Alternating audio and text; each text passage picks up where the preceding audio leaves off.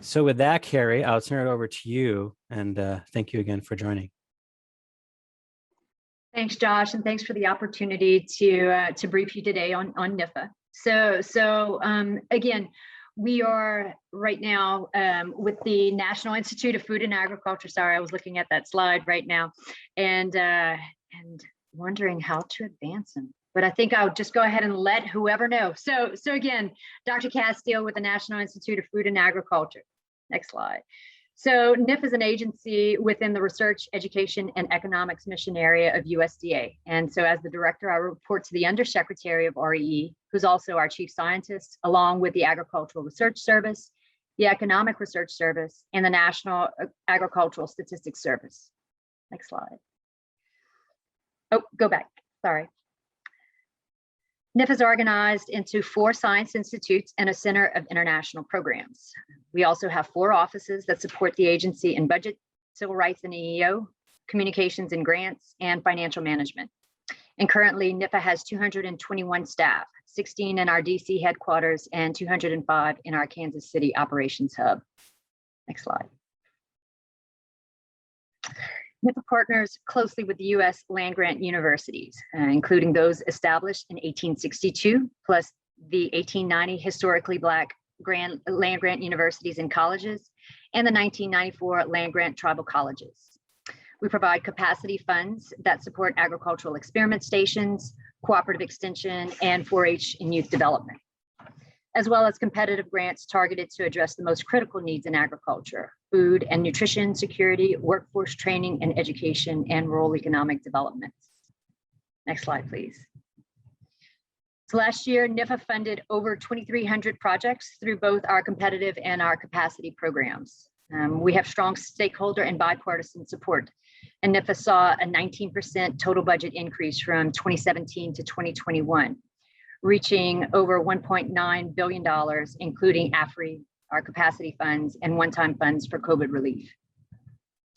We also have some new programs in the Farm Bill that added support for the 1890 and 1994 land-grant schools, as well as funding for urban agricultural.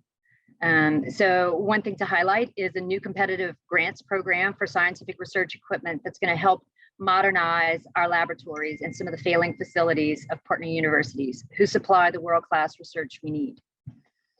We're also finalizing an interagency agreement with the CDC to deliver critical community vaccination, education, and training for farm and food service workers through cooperative extension. Next slide, please. USDA has laid out a strong list of priorities for the coming year.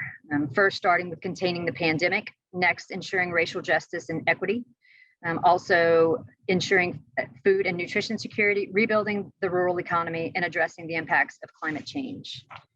And we're going to do this by working with our partners, and I feel that we're uniquely positioned to help advance these priorities for the good of the nation. Next slide, please. So let's talk a little bit about NIFA's COVID response. In the face of the global pandemic, USDA NIFA awarded over $24 million in grants to universities, colleges, small businesses, technical schools, and youth development programs, including 4-H, to spur rapid response innovation needed to address food and agricultural needs. Over the past few weeks, we've seen early returns on these investments, and they are really impressive. In addition to the impressive projects developed with this focused funding, the unprecedented response and impact of cooperative extension's nationwide grassroots efforts prove just how quickly our capacity funds can be used, and working with the national land-grant universities to get work done. Next slide, please. NIFA takes the USDA charge to ensure equity in all of our programs seriously. In addition to reviewing all programs and processes to guarantee that we're being fair and equitable, NIFA supports programs targeted to improving and enhancing minority-serving institutions. For example, to support minority-serving colleges and universities, NIFA awarded grants, scholarships, and centers of excellence at 1890 land-grant institutions. We also have opportunities for Hispanic land-grant institutions, tribal colleges, that will attract outstanding students to produce graduates who will enhance the nation's food and agricultural science and professional workforce. And in FY 2021, we will continue to focus on increasing the participation of underserved and underrepresented individuals and institutions in NIFA's competitive grants programs through all of our partner organizations, and institutions. Next slide, please. Food and nutrition security and rebuilding the rural economy are at the heart of everything that we do at NIFA. From the expanded food and nutrition program, FNEP, serving low-income families, to on-farm food safety training in our beginning farmer and rancher development program. Next.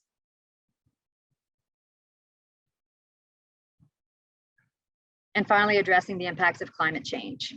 Climate change, as we know, is at our front door, and we must respond now to mitigate the impacts on agriculture, food, and the economy and society.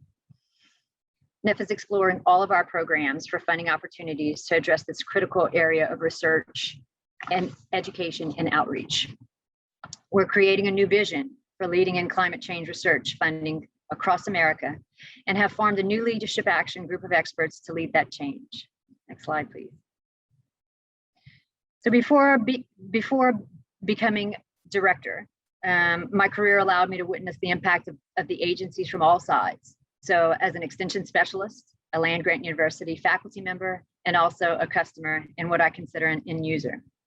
I'm confident that all of us working together, we can address the needs of the nation and all the people who call America home. And we're skillfully and successfully going to meet the challenges of the pandemic, of climate change, rural economic development, and food and nutrition security, so people don't go hungry in a land that produces so much food. We're going to meet these challenges together, and with fairness and with equity, for the good of the nation and for the betterment of the body of science. Next slide, please.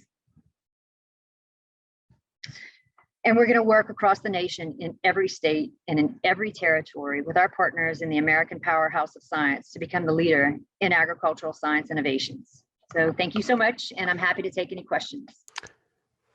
Hello, my name is Bret Hess. I serve as the Executive Director for the Western Association of Agricultural Experiment Station Directors. I am pleased to share a few points about the Agricultural Experiment Station system with you today. The Hatch Act, signed into law by President Lincoln in 1887, established the state agricultural experiment stations.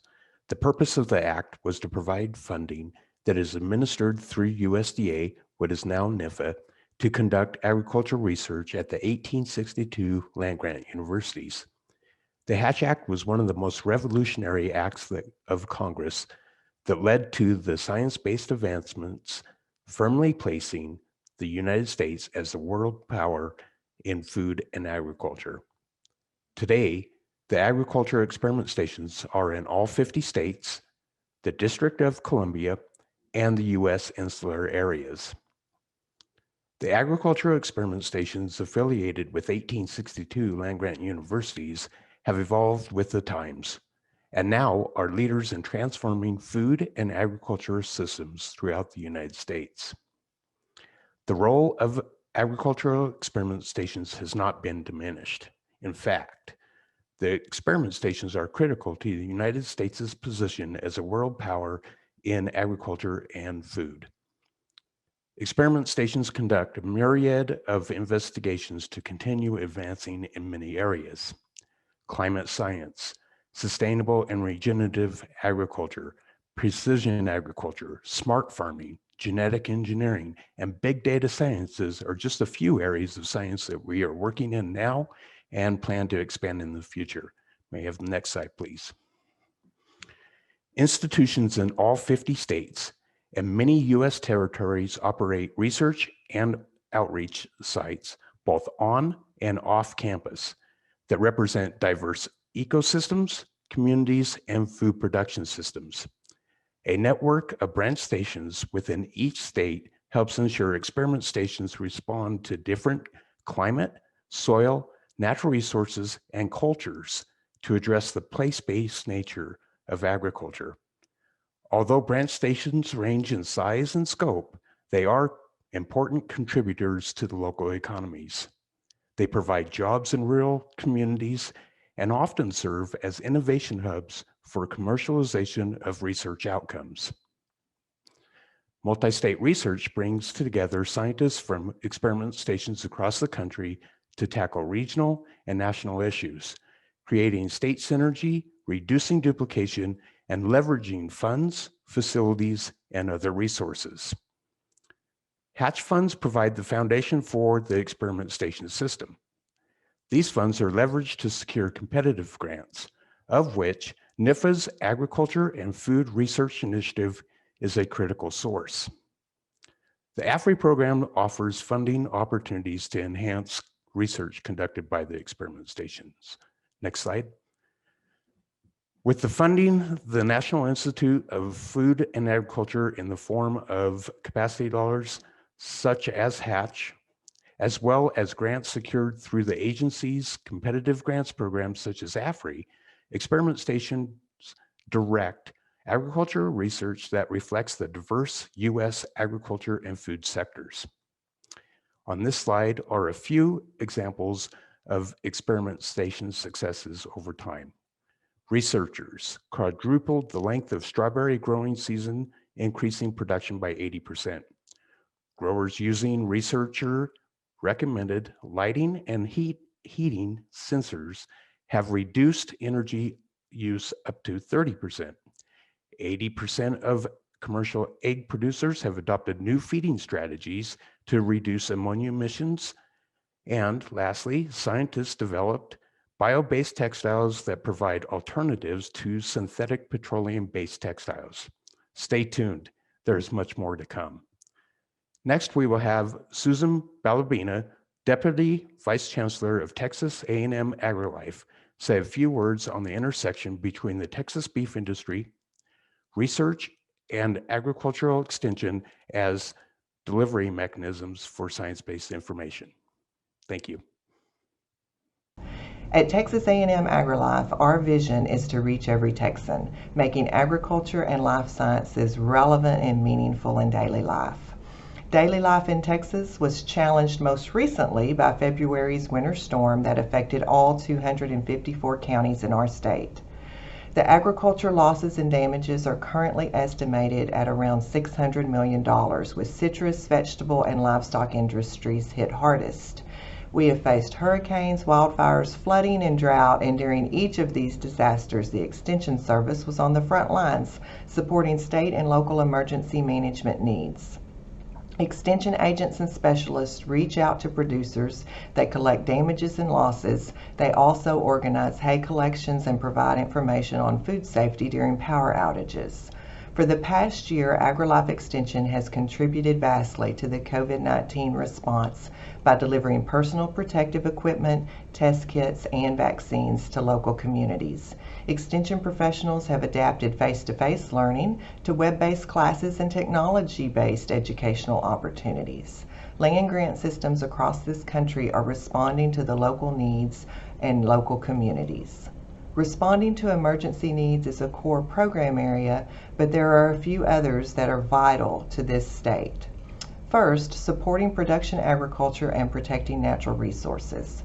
For example, Texas is home to the largest beef cattle population in the U.S. and is made up of a diverse set of land and livestock owners with production environments varying greatly across the state, going from a rainfall annual total of 8 inches in the western part of the state up to 80 inches in southeast Texas. The Texas A&M Beef Cattle Short Course reaches more than 23 participants annually. Improving Texans' health, nutrition, and safety is another core program area. Programs such as our Healthy Texas program and the work of Extension Family and Community Health Agents demonstrate how these efforts empower consumers to make healthy choices and promote health in an effort to reduce diabetes and other chronic diseases. Another important area is empowering youth. This program area reaches more than 500,000 4-H participants in Texas, and we engage thousands of volunteers to help lead projects that promote life skills, citizenship, and leadership. And finally, workforce development. This is an important area where Extension offers technical certification and training to various important workforce segments. The funding and support for Extension and research are supported by critical resources at the county, state, and federal level. The federal programs that support Extension and research were established by Congress and are significant throughout our land grant system. The capacity funding programs are the foundation for our programs, and because of them, we can leverage our state and county resources. Capacity funding includes the Smith-Lever Act of 1914. This provides funding for cooperative extension to deliver the research and evidence-based programs and resources for communities, producers, businesses, and individuals to meet local needs.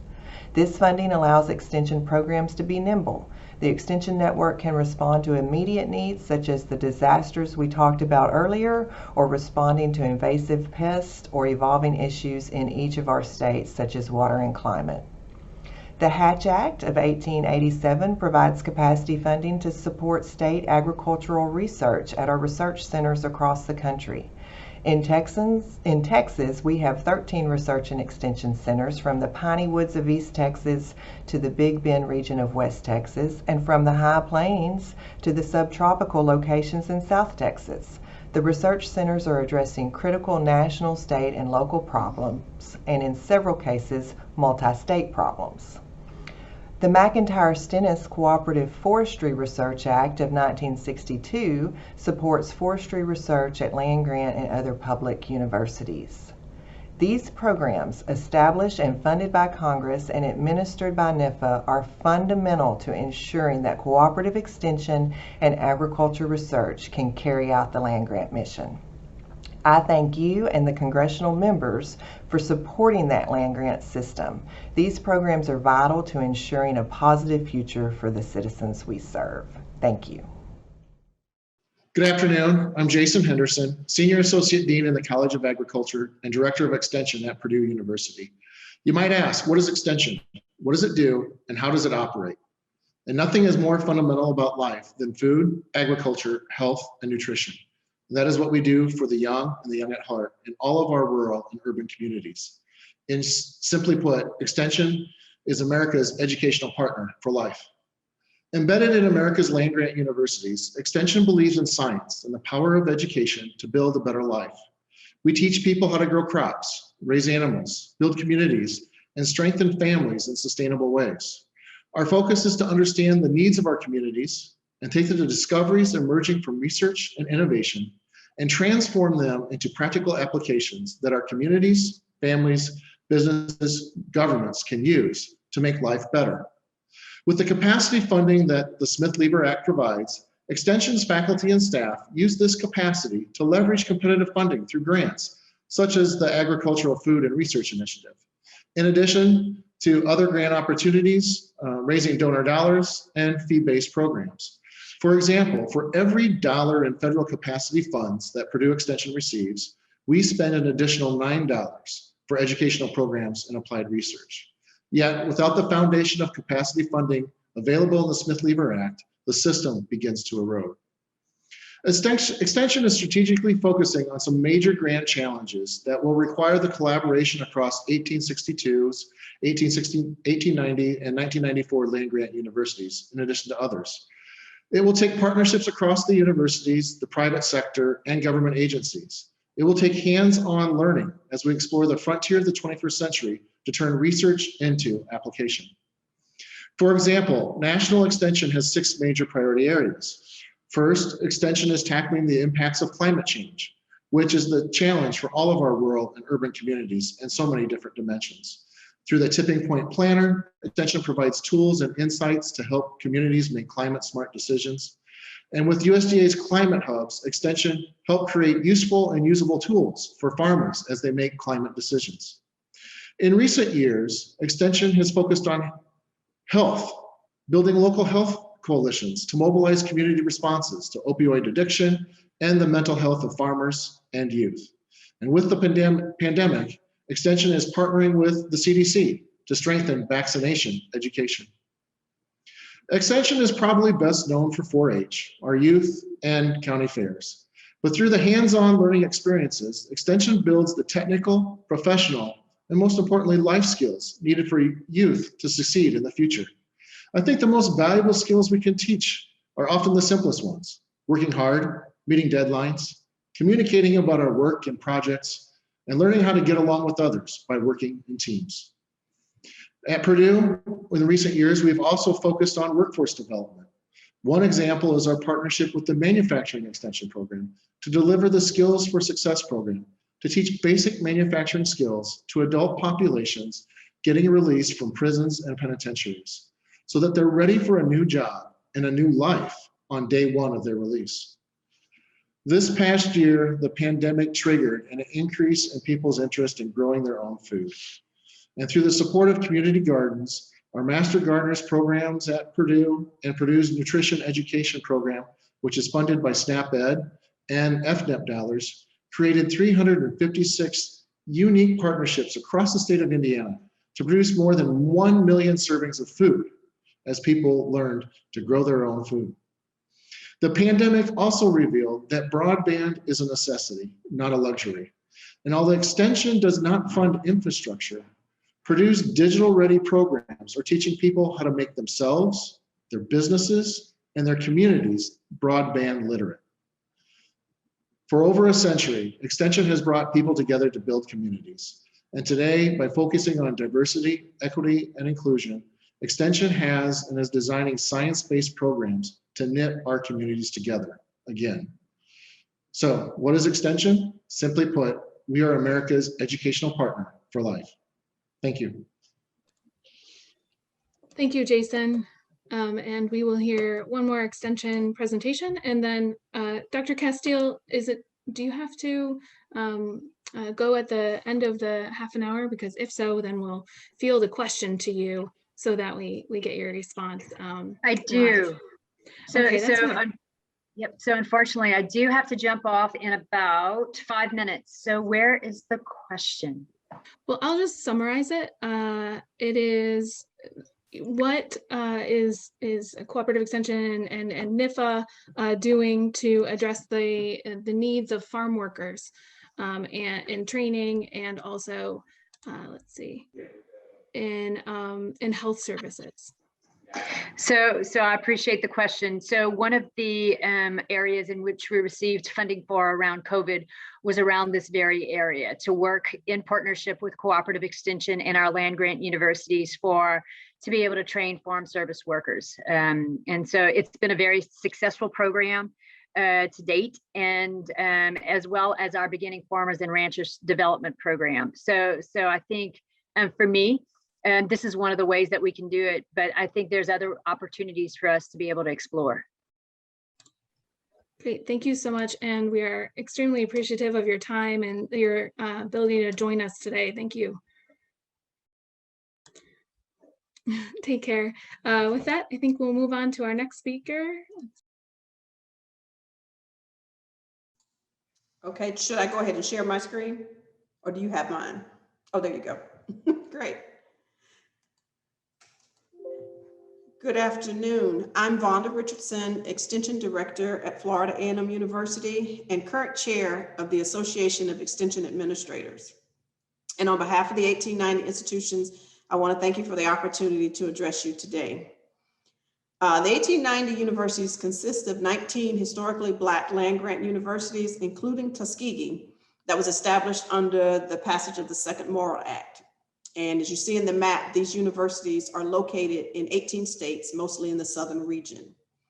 1890 extension programs address many urgent and critical local, regional, and national problems, particularly as these problems impact low-income and underserved communities.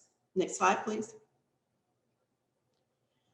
Section 44 of the 1977 Farm Bill provided the basis for direct federal appropriations to 1890 institutions, and this federal support constitutes the most significant funding source for these institutions and reflects the federal-state partnership that we have with NIFA. These capacity programs enable our work in cooperative extension. And as you can see listed here, these programs support high-priority food and agricultural extension, including improving health, nutrition, and wellness, assisting communities to create prosperity and promote economic development, promoting positive 4-H youth development, advancing climate change adaptation and mitigation, and protecting the environment and natural resources. Next slide, please.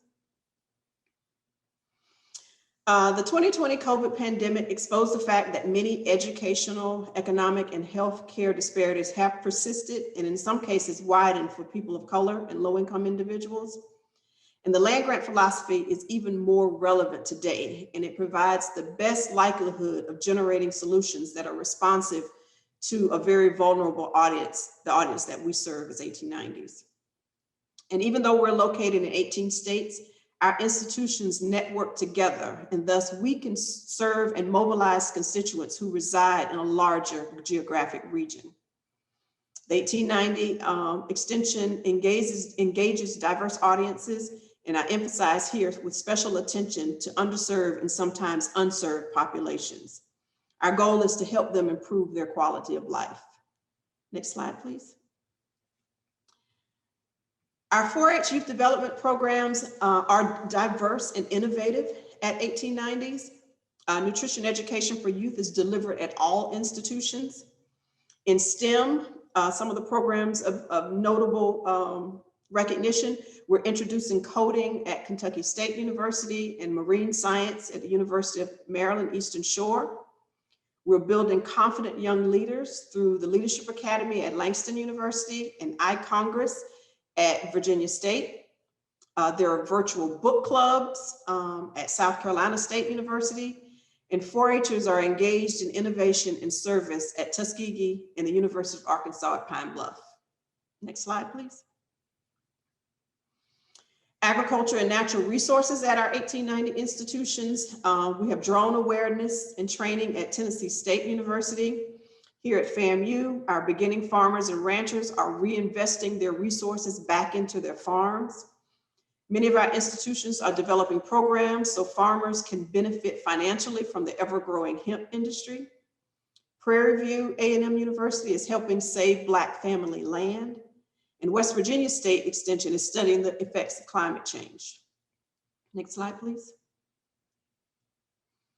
1890 Family and Consumer Science Extension is inspiring healthier lifestyles through FNEP at all of our institutions. We have home buyer education here at FAMU. Prairie View is innovating transformative digital health through app design and development. Virginia State, Lincoln, and Langston have also supported and assisted with delivery of food in critically underserved communities. And we're also teaching older Americans to master Zoom, fitness through the LIFT program at North Carolina A&T, and Senior Olympics at Tuskegee. Next slide, please.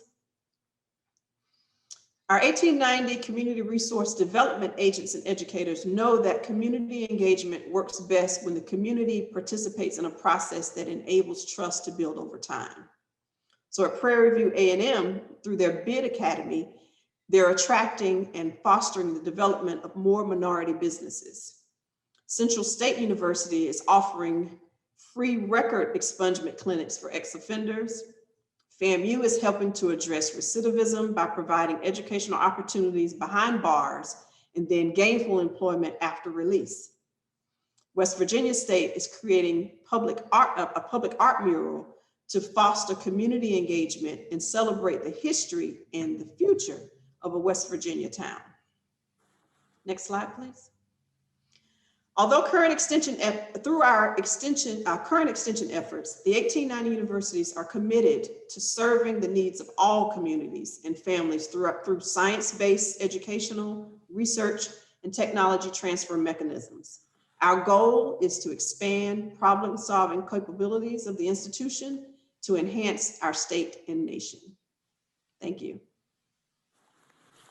Thank you, Vonda. Good afternoon. I am Alton Thompson. I am the executive director for the Association of 1890 Research Directors. I associate myself with the comments of Vonda Richardson, who are doing an excellent job as chair of the 1890 Extension Group. So I associate my comments with her. I just entitled my presentation, Bold Transformation. Bold Transformations 2025 is the strategic research agenda for 1890 research is based on research and innovation.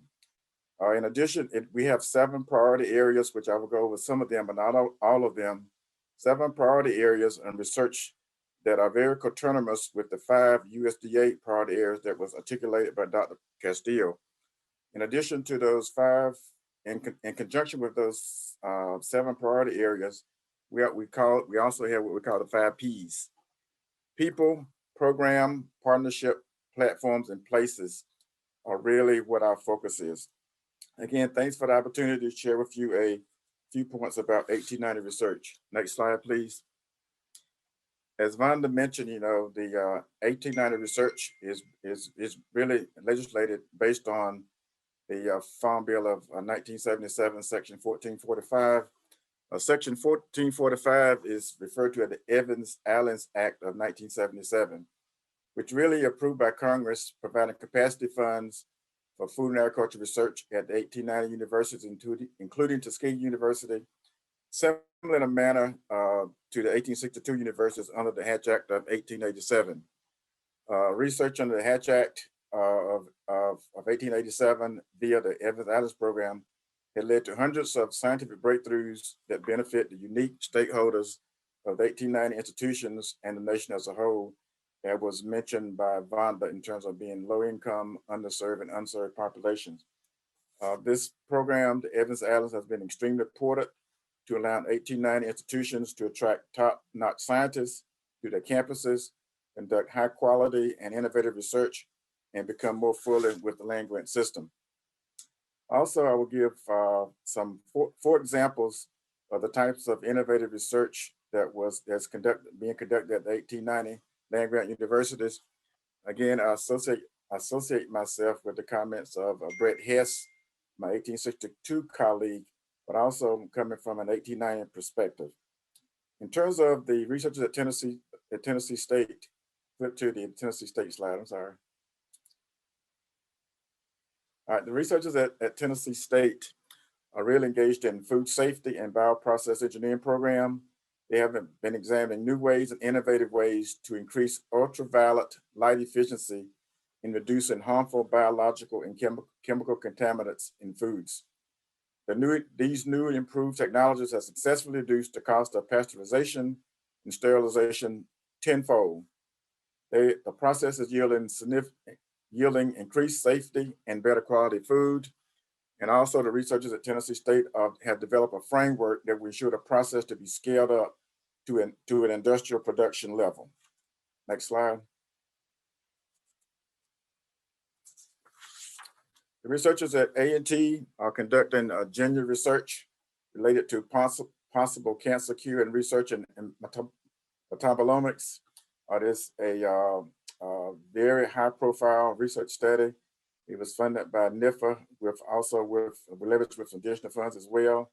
The researchers to date have obtained 2 patents from this research. In addition, the researchers are developing a cancer research laboratory that will be one of the first among the 1890s to serve the southern region, the nation, and the world. Next slide.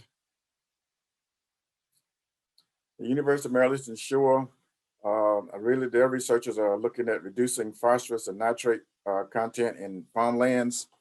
Selected impacts include reduction of phosphorus content by 30 to 50%, and also reducing nitrates in research sites by 50%.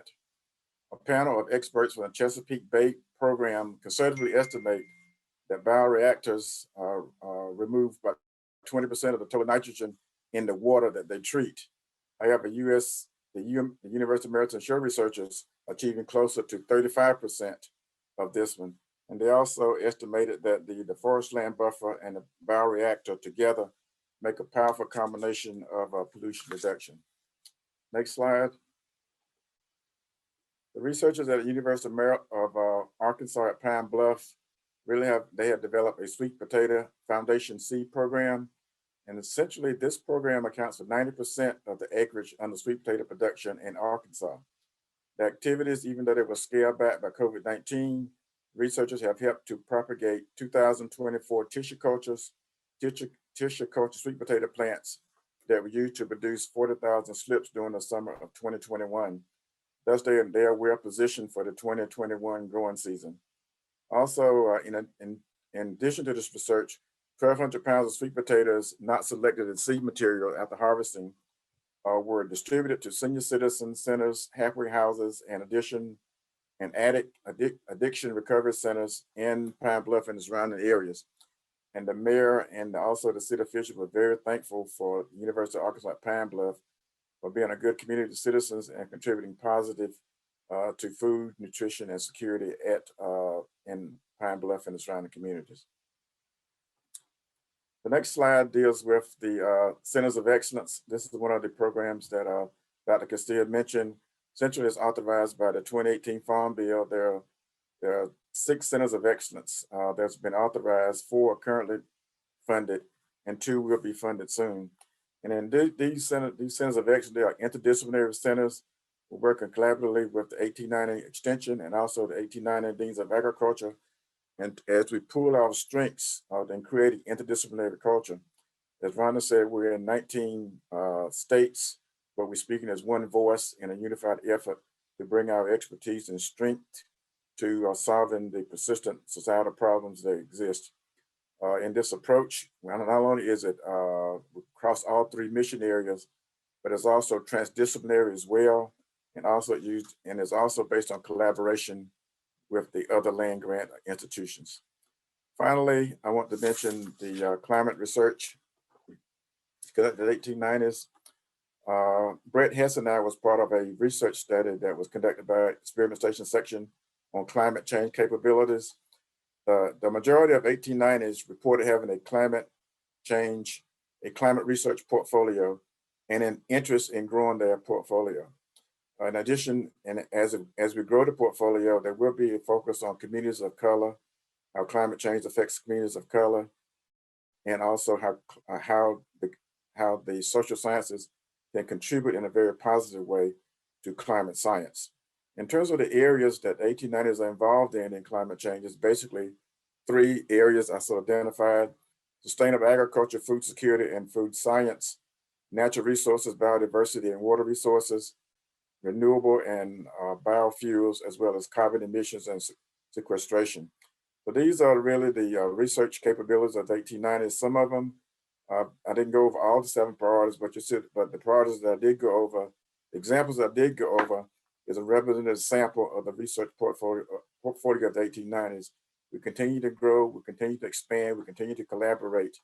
Again, as Bret said, there's a lot more yet to come as we try to bring solutions to the COVID-19 and also engage in a post-COVID-19 research agenda, and knowing that another pandemic will be coming as well. So we're being prepared for that.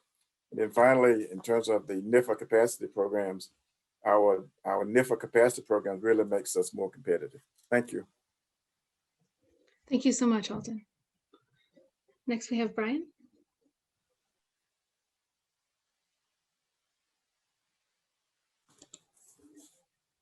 Oops, Thank you. Okay, yep. Great. All right. I'd like to thank you guys for allowing me to be a presenter. If you go to the first slide, please. So I'm going to start with a little background on tribal colleges and give you an idea of where we are. So we are the College of Menominee Nation. I am the Dean of Continuing Education here at the College of Menominee Nation, and we are located 45 miles northwest of Green Bay in Wisconsin. I also act as the tribal liaison for the Extension Committee on Organization and Policy, and I'm on the Board of Extension for Foundation. So the College of Menominee Nation, as I indicated, is a relatively small in size, as many tribal colleges are. We started in 1993. The Menominee Indian Reservation is heavily forested and known very much for their sustained yield practice of forestry. So much so that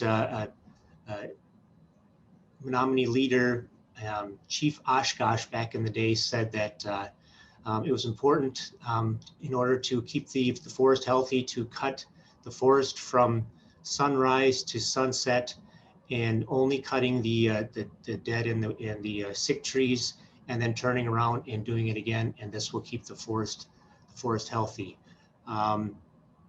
So we take great pride in our forest, and those are some of the areas that we're doing a lot of work in as a tribal college.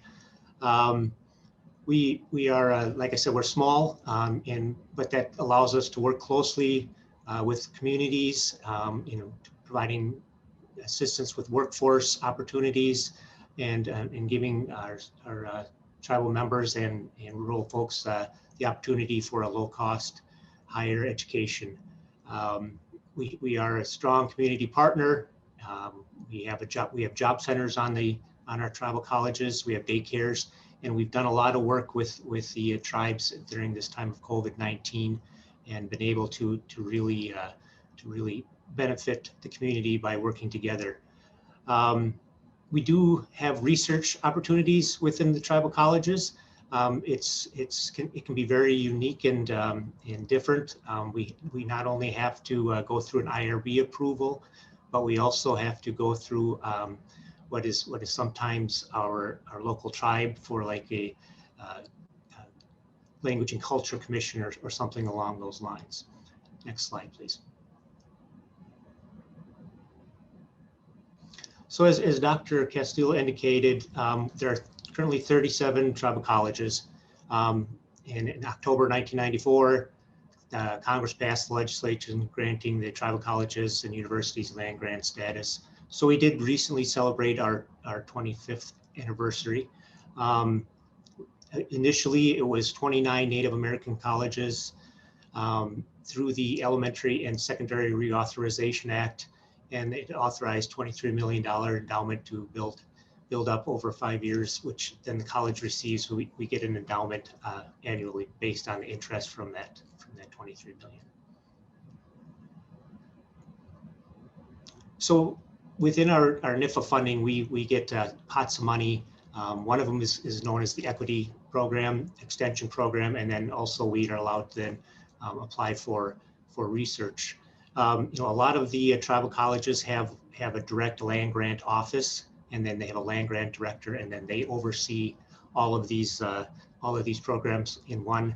But other tribal colleges, they split it up, and one does extension, one has equity for faculty type of opportunities, and then research can depend on what your area of interest is, and if the college is looking to work with the community and develop some research specific to help the community out. Next slide, please. So the one thing I wanted to bring up was a project that we're very proud of here at the College of Menominee Nation. It was called the Sustainable Organic Agriculture, a Menominee Legacy, and this was funded through a tribal college research grant through NIFA. You can see the research that we do is typically applied with undergraduate students and participatory. So what you're seeing here is the Menominee Forest, and like I'd indicated, the Menominee are known worldwide for their practice of forestry, and within that, they were also known as the ancient Menominee people were considered hunters and gatherers, and not farmers or gardeners. But with this opportunity, with this grant, we were able to work with the tribe's archaeologist, and he went out with the foresters and found these rows within the woods, and realized these were after doing a dig, realized these were ancient garden beds, and they were throughout the forest and throughout the reservation. Based on that sustained yield, it has never been damaged or anything by field farming. So we were able to go in and do a dig to learn about how ancient Menominees were farming and gardening over 1,000 years ago, and kind of rewrote the history books as far as who the Menominee were, and that they actually were farmers and gardeners, not in the traditional Western way, but in a much more traditional Menominee way, utilizing the forest and the river, and being able to look at that. So we're really excited about that. The Menominee people have been really excited about that. It's brought a renewed interest in gardening and raising our own food locally here in food sovereignty. So with that, I will turn it back over to you guys.